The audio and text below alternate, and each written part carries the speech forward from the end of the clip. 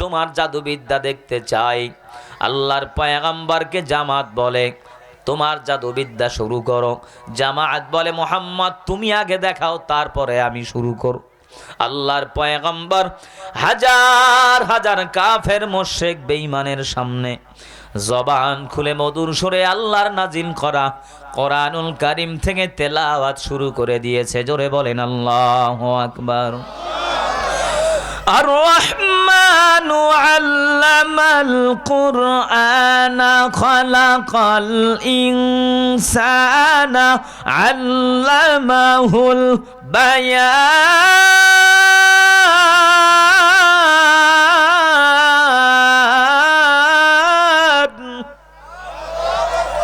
আল্লাহু আকবার। এত আস্তে বললেন, মহব্বতে বলেন আল্লাহু আকবার।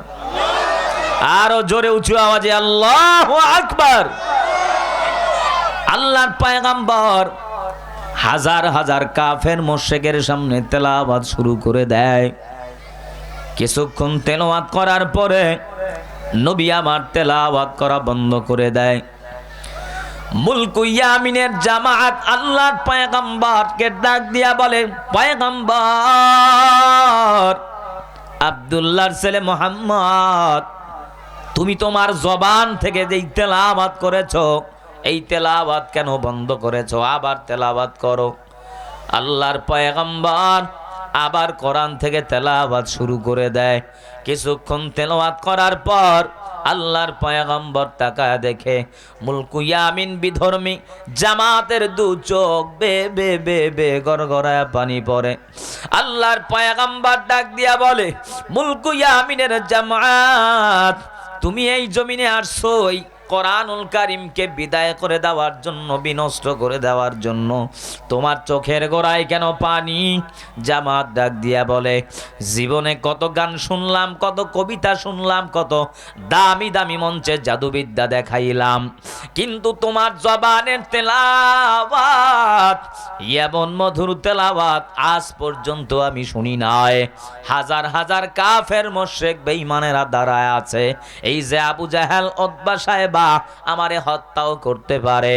আমার টাকা লাগবে না, বাড়ি লাগবে না, সম্পদ লাগবে না, আমার দুনিয়া চাই না, মা লাগবে না, বাবা লাগবে না। এটা মানব রচিত, মানুষের তৈরি করা কোনো কালাম হতে পারে না। এটা অবশ্যই আসমানি কিতাব।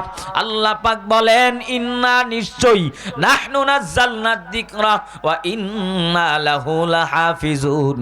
কোরআন নাজিল করলাম আমি আল্লাহ, কোরআনের হেফাজত করবেন আল্লাহ। মুলকু ইয়ামিন থেকে জামাত নামের জাদুকর ছিল আল্লাহর কোরআনের আওয়াজকে বন্ধ করে দেওয়ার জন্য। পয়গম্বরের জবানের কোরআনের মধুর সুন্দর তেলাওয়াত শোনার পর আল্লাহর পয়গম্বরের হাতে হাত রেখে কালেমা পড়ে মুসলমান হয়ে গেছে। জোরে কোন সুবহানাল্লাহ। মুসলমানি বুয়াদ গারদান হাদাগান ইনানে খুদ বদসতে খাসাদাদান গর্ব সুরত আদমি ইনসাবুদে আহমদ বু জাহল হাম এক সাবুদে। কোরআনের হেফাজত করবেন কে? আল্লাহ বলেন, ইন্না নাহনু নাযালনাদ যিকরা, কোরআন শরীফ আমি আল্লাহ নাজিল করলাম, ওয়া ইন্না লাহু লাহাফিজুন। উঁচু আওয়াজে মহব্বতে বলেন, কোরআনের হেফাজত করবেন কে? আল্লাহ পাক কিভাবে কোরআনের হেফাজত করে দেখেন। আমার এই বাংলার জমিনের 13 বছরের সন্তান সালেহ আহমদ তাকরিম, 10 বছর, 15 বছর, 20 বছরের সন্তান নাজমুস সাকিবের মতো সন্তান, আবু রায়হানের মতো সন্তান সারা বিশ্বের মানচিত্রে 100-120টা দেশকে পিছনে ফালাইয়া কোরআনের প্রতিযোগিতায় প্রথম স্থান অধিকার করে কোরআনের বিজয় মালা গলায় পরে তাম পৃথিবীর মানুষকে দেখা দিয়েছে। জোরে বলেন ঠিক কি না? এই কালামে জিন্দা কুরআন হাকিম হিকমতে ও লা ইয়াজালাস্তু কদিম জামিউল ইলম ফিল কুরআন হাকিম তাকাসুরাত আনহু আফহামুর রিজালি বখা কুরআন কালামুল্লাহ বসন কদিমাস্তি নঈন। কোরআনের হেফাজত করবেন কে? আল্লাহ পাক কিভাবে কোরআনের হেফাজত করে শোনেন। এই বাংলাদেশ, ইন্ডিয়া, ভারত মিলে এক সময় একটা দেশ ছিল, একটা রাষ্ট্র ছিল, একটা সমাজ ছিল। তদানীন্তন সময় ওই ইংরেজ বাহিনী, খ্রিস্টানের দল মিথ্যা কথা বলে ব্যবসার ছলনা দিয়া এই বাংলা জমিনে এসে মুসলমানদের উপরে বহু বছর পর্যন্ত শাসন করেছে, জুলুম করেছে, অত্যাচার করেছে, স্টিমরোল চালিয়েছে। জোরে বলেন ঠিক কি? মুসলমানের জান আর মালে নিরাপত্তা নাই। মুসলমানের কন্যা, মুসলমানের ভাই, মুসলমানের সন্তান বাজারে যেতে পারে না, মার্কেটে যেতে পারে না, লেখাপড়া করতে পারে না, ঠিক মতো স্কুল কলেজে ক্লাস করতে পারে না। খ্রিস্টানদের অত্যাচার কি করা যায়?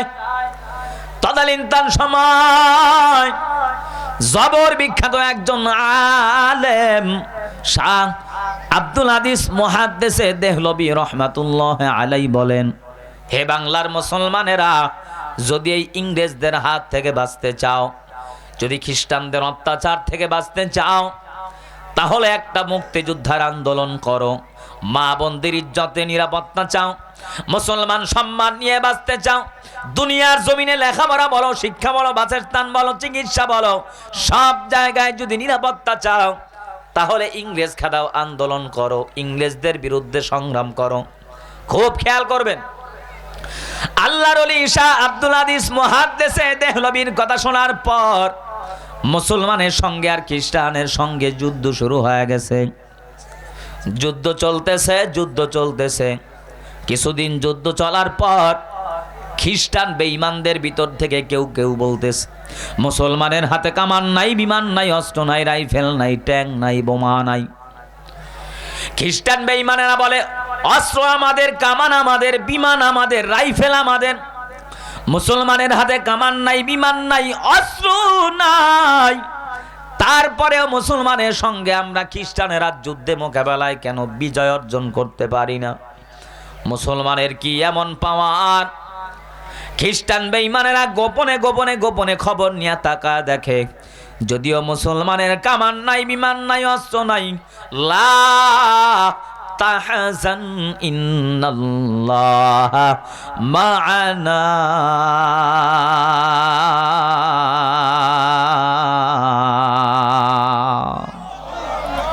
তাওয়াক্কালতু আলাল্লাহ। মুসলমানের সঙ্গে আছেন কে? আর একটু জোরে বলেন, কে? মুসলমানের আল্লাহ যদি মুসলমানের সঙ্গে থাকে, মুসলমানের কোনো ভয় আছে? কোনো চিন্তা আছে? খ্রিস্টান বেঈমানেরা বলে, মুসলমানের কামান নাই, বিমান নাই, অস্ত্র নাই, রাইফেল নাই, বোমা নাই, তারপরেও মুসলমানের সঙ্গে আমরা কেন যুদ্ধে মোকাবেলায় পারি না?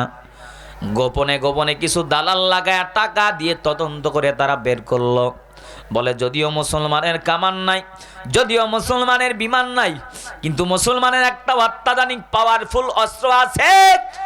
ওই অস্ত্রের নাম হলো ঈমান। মুসলমান যখন ঈমানের আওয়াজ দেয়, মুসলমান যখন ঈমানের আওয়াজ দিয়া রাজপথে সংগ্রাম করে, জিহাদ করে, মুসলমান যখন ঈমানের হুঙ্কার দিয়া রাজপথে নেমে যায়, দুনিয়ার সাধারণ মানুষ নয়, দুনিয়ার বড় বড় নাস্তিকবাদীরা, ইসলাম বিদ্বেষীরা, কাফের মুশরিক বেঈমানেরা যখন ইসলামের বিরুদ্ধে, দ্বীনের বিরুদ্ধে, নবীর বিরুদ্ধে, কোরআনের বিরুদ্ধে মাঝে মাঝে কথা বলার চেষ্টা করে, মুসলমানের ঈমানের আওয়াজের সামনে তারা মাথা উঁচু করে দাঁড়া থাকতে পারে না। জোরে বলেন ঠিক কি না? খ্রিস্টান বেঈমানেরা বলে, যেহেতু মুসলমানের অত্যাধুনিক একটা পাওয়ার অস্ত্রের নাম হলো ঈমান, ঈমানের আওয়াজের সামনে আমরা দাঁড়া থাকতে পারি না, তাহলে আবার তোমরা দেখো মুসলমানের এই ঈমানের আওয়াজ, ঈমানের পাওয়ার মুসলমানেরা কোথা থেকে সংগ্রহ করে অর্জন করে। আবার কিছু দালাল কমিটি নিয়োজিত করে তারা একটা প্রতিবেদন জানায় বলে, এই যে দেখো প্রতিবেদনের ভিতরে আমরা খবর পেয়েছি মুসলমানের ঈমানের পাওয়ার মুসলমান কোথা থেকে অর্জন করে। শোনো, বলে মুসলমানের একটা ধর্মগ্রন্থ আছে আল কোরআন,